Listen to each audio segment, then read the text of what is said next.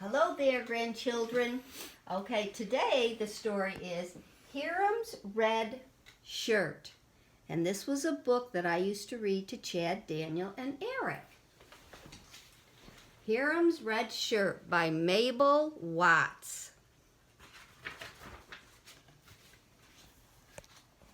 Hiram had a beautiful red shirt. He wore it on weekdays and holidays. He wore it when he painted the fences and when he rounded up the strays. He wore it to picnics and to parties. And when he twanged his guitar in the moonlight, it was a good, sturdy, sensible shirt. He plays the guitar like Daphne. Every Monday and Thursday, Hiram washed his shirt in the kitchen sink and hung it on the line to dry. Then he carefully ironed out the wrinkles so it would be ready to wear again the next day. One morning, Hiram was making pancakes for breakfast.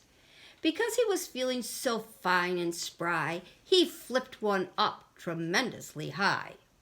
Suddenly he heard rip. The beautiful red shirt had torn at the elbows, right there. But there was no time to fix it. Hiram had chores to do.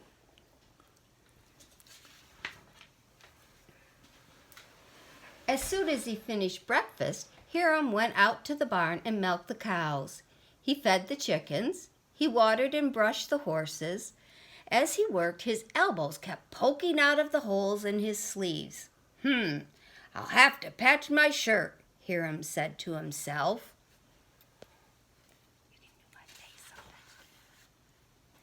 Hiram went to his room.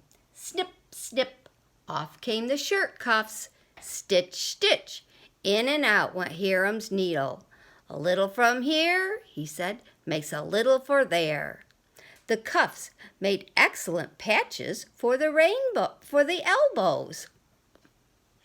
Hiram put his shirt back on and went out to feed the pigs. But without any cuffs, his sleeves flopped about and got in the way. About your face? Yes. Not always on the book. I'll have to cut off the shirt tails and use them to make new cuffs, Hiram decided. Snip and stitch, snip and stitch. A little from here, he said, makes a little for there. In no time at all, Hiram had sewn fine new cuffs on his sleeves. But now he had nothing left to tuck into his jeans. His shirt flapped in the breeze, and he felt chilly around the middle. When Farmer Wills saw Hiram, he laughed. Looks like you've gotten yourself into quite a pickle, he said. Oh, you like that? It wasn't very smart to use my shirt tails to make new cuffs, Hiram admitted. Now I suppose I'll have to cut off the bottoms of my jeans and use them to make a tuck-in piece for my shirt. Two wrongs don't make a right, Farmer Wills warned. But Hiram didn't listen. Instead, he went back to his snipping and stitching. A little from here, he said, makes a little for there. Now the red shirt had new elbows, new cuffs, and new shirt tails. Oh dear, but look at this.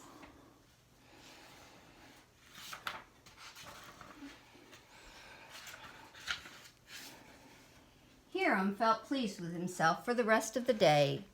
But when he got into bed that night, oh dear, wait a minute, pages stuck together. Okay, here we go. Hiram put his shirt back on and went out to feed potato peelings to the geese. Everything was fine until he walked into a patch of nettles near the goose pen. The nettles scratched and stung his bare legs. Back to his room went Hiram. He cut off the bottom of his red nightshirt to make bottoms for his jeans. Snip and stitch, A little from here makes a little for there. Pretty soon Hiram had red flannel bottoms on his blue denim jeans. Oh, I don't know. What do you think? Does he have a outfit that looks like it's a little mismatched? Hiram felt pleased with himself for the rest of the day. But when he got into bed that night, wearing his cut-off nightshirt, his woolly blanket made him itch. He tossed and turned and scratched all night. Poor Hiram didn't sleep a wink. A good breakfast will clear the cobwebs from my brain, Hiram said the next morning. So he ate a pancake and thought. He ate 6 more pancakes and thought 6 times as hard. I made a lot of trouble. Excuse me. I made a lot of trouble for myself, he decided, when I took a little from here to make a little for there. Now I'll have to take a little from there to make a little for here. Oh, he has a big problem. What can he do now? Snip and stitch. He took the red flannel off his jeans and sewed it back onto his nightshirt. Snip and stitch. He put the blue denim bottoms back onto his jeans. Snip and stitch. The shirt tails went back to being shirt tails, and the cuffs went back to being cuffs. But now Hiram's elbows were poking out of his sleeves again. Oh, this shirt has seen better days, he thought. I guess there's only one thing left to do. What can that be? Oh, there's his piggy bank. What do you think he's going to do? Instead of reaching for his scissors, Hiram reached for his piggy bank. And he went to the dry goods store to buy a brand new shirt. Hiram looked at pink shirts and purple shirts. He looked at plaid shirts and striped shirts. He looked at a beautiful flowered shirt that really took his fancy. But finally he decided to buy another red shirt, just like the old one. When Hiram got home, Farmer Will said, "You know, I could put your old shirt on the scarecrow out in my field." "Nothing doing," Hiram replied. "This shirt is an old friend, and I don't want to part with it. Besides," he thought, "this old shirt will come in mighty handy someday when I have to patch up my new red shirt." So he's going to keep it and use it to do some mending, just like Grandma does sometimes.